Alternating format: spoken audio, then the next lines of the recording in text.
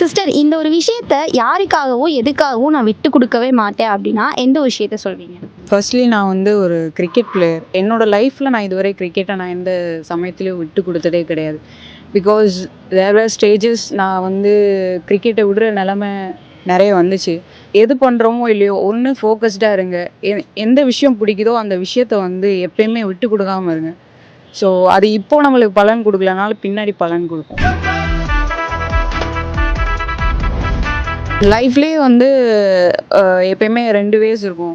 நம்ம இந்த பாதையில் போகலாமா, இந்த பாதையில் போகலாமான்னு. அதில் நான் சூஸ் பண்ணது வந்து கிரிக்கெட். பொண்ணாக இருந்தால் வீட்டுக்குள்ளேயே தான் இருக்கணும் அப்படின்னு நிறைய பேர் சொல்லுவாங்க. பட் நம்ம தான் வந்து அதை தப்புன்னு ப்ரூவ் பண்ணணும். When you are going to play in front of your own villages, you have to prove yourself. எந்த ஒரு இடத்துக்கு போனாலுமே வந்து நம்மளை நம்பிக்கை வச்சு ஒருத்தவங்க ஏதாவது செய்கிறாங்கன்னா அந்த நம்பிக்கையை நம்ம காப்பாற்றணும். என்னை நம்பிக்கையை வச்சு எங்கள் அம்மா என்னை விளையாட விட்டாங்க.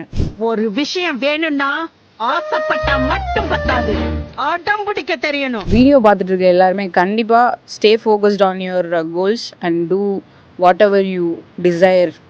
ஸோ என்ன பண்ணாலுமே ஃபோக்கஸ்டாக இருங்க. கண்டிப்பாக நீங்கள் நினச்சது இப்போ நடக்கலைனாலும் ஃப்யூச்சரில் கண்டிப்பாக நடக்கும்.